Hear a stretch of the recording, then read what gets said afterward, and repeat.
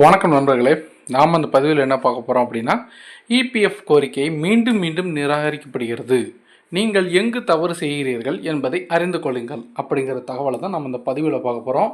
நீங்கள் நம்ம சேனலுக்கு இப்போ தான் புதுசாக வரீங்கன்னா சேனலை மறக்காமல் சப்ஸ்கிரைப் பண்ணிக்கோங்க, பெல் ஐக்கானையும் ப்ரெஸ் பண்ணுங்கள். வாங்க வீடியோக்குள்ளே போகலாம். ஊழியர்களின் வருங்கால வைப்பு நிதி என்பது இந்திய அரசாங்கத்தால் நடத்தப்படும் ஓய்வூதிய திட்டமாகும். இபிஎஃப்ஓ உறுப்பினர்கள் ஒவ்வொரு மாதமும் தங்கள் இபிஎஃப் கணக்கில் பணத்தை டெபாசிட் செய்ய வேண்டும். தேவைப்பட்டால் பணியாளர் அதை திரும்ப பெறலாம். அத்தகைய சூழ்நிலையில் நீங்களும் இபிஎஃப்பில் உறுப்பினராக இருந்து உங்களின் பணியாளர் வருங்கால வைப்பு நிதியில் இருந்து பணத்தை எடுக்க விரும்பினால், ஆனால் உங்கள் கோரிக்கை இபிஎஃப்ஓவால் திரும்ப திரும்ப நிராகரிக்கப்படுகிறது. இதற்கு பல காரணங்கள் இருக்கலாம்.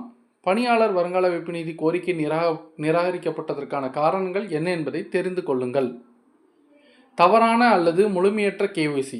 இபிஎஃப் உரிமைகோரலை நிராகரிப்பதற்கான காரணம் தவறான அல்லது முழுமையற்ற கேஒய்சி அல்லது தவறான கேஒய்சி ஆவணத்தை வழங்குவதாக இருக்கலாம். அத்தகைய சூழ்நிலையில் கேஒய்சி தொடர்பான அனைத்து வேலைகளையும் முடிக்கவும். ஆதாருடன் யுஏஎன் இணைக்கப்படவில்லை. இபிஎஃப்ஐ பெறுவதற்கு முன் உங்கள் யுஏஎன் ஆதாருடன் இணைக்கப்படவில்லை என்பது மிகவும் முக்கியம். உங்கள் யுஏஎன் ஆதாருடன் இணைக்கப்படவில்லை என்றால் இத்தகைய சூழ்நிலையில் கூட உங்கள் இபிஎஃப் கோரிக்கை நிராகரிக்கப்படலாம். இபிஎஃப் கணக்குடன் விவரங்கள் பொருந்தவில்லை. இபிஎஃப் கணக்குடன் பெயர் மற்றும் பிறந்த தேதி பொருந்தவில்லை. இபிஎஃப் கணக்கு எண் பொருந்தவில்லை. குறியீடு, வங்கி விவரங்கள், தேதி யுஏஎன் வடிவத்தில் பொருந்தாதது போன்றவையும் இபிஎஃப் கோரிக்கை நிராகரிக்கப்படுவதற்கு காரணமாக இருக்கலாம். வங்கி விவரங்கள் பொருந்தவில்லை. தவறான வங்கி விவரங்களும் இபிஎஃப் கோரிக்கையை நிராகரிப்பதற்கான காரணமாக இருக்கலாம்.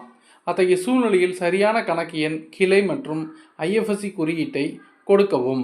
இந்த விஷயங்களை மனதில் வைத்துக் கொள்ளுங்கள். இபிஎஃப்பில் இருந்து பணத்தை எடுக்க நீங்கள் எடுக்கும் அனைத்து விதிகளையும் பின்பற்றுவது முக்கியம். இபிஎஃப்பை பெற நீங்கள் 6 மாதங்கள் வேலையில் இருக்க வேண்டும். மேலும் விண்ணப்பிக்க படிவம் 19 பயன்படுத்துவதை உறுதிப்படுத்தவும். ஸோ இந்த வீடியோவை உங்கள் ஃப்ரெண்ட்ஸ் அண்ட் ரிலேட்டிவ் எல்லாருக்கும் ஷேர் பண்ணுங்கள். மறுபடியும் அடுத்த வீடியோவில் சந்திப்போம். நன்றி, வணக்கம்.